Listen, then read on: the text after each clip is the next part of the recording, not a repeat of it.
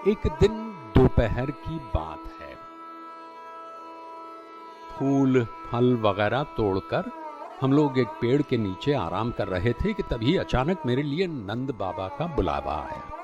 मुझे उनके अचानक बुलावे का कोई कारण समझ में नहीं आ रहा था, लेकिन उनका बुलावा था सो जाना तो था ही। वैसे जाते समय एक बार सोचा भी कि कहीं कोई नई विपत्ति तो नहीं आ गई, लेकिन सब कुछ तो ठीक चल रहा था। चलो चलकर देख लिया जाए और क्या। उधर ज्यों ही मैं पहुंचा तो देखा कक्ष में पिताजी, माँ यशोदा व माँ रोहिणी तो बैठे ही हुए थे, पर मेरे परम आश्चर्य के बीच उनके पास ही वसुदेव जी भी और देवकी जी भी विराजमान थे।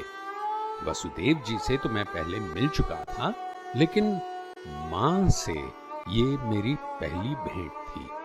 फिर भी मां होती है, मुझे पहचानने में देर न लगी। मैंने तत्क्षण दोनों के चरण छुए। उधर तुरंत मुझे चरणों से उठाकर गले लगाते हुए वसुदेव जी ने मां से मिलवाते हुए पूछा, पहचाना इन्हें? ये तुम्हारी मां देवकी है।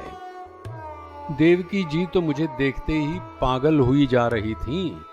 अधीरता की चरम सीमा तो ये कि उन्होंने मेरा हाथ खींचकर मुझे गले से लगा लिया।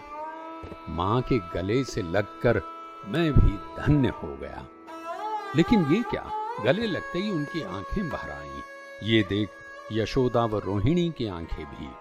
वैसे मां देवकी की आंखों में आंसू आना स्वाभाविक भी था। आप तो जानते ही हैं कि हम दोनों ने एक दूसरे को आज तक देखा नहीं था, क्योंकि मेरे पैदा होते ही पिताजी मुझे बेहोश मां के पास से उठाकर ले गए थे। निश्चित ही ये हमारे दुर्भाग्य की पराकाष्ठा थी, जो हम पूरे 9 वर्ष बाद पहली बार मिल रहे थे।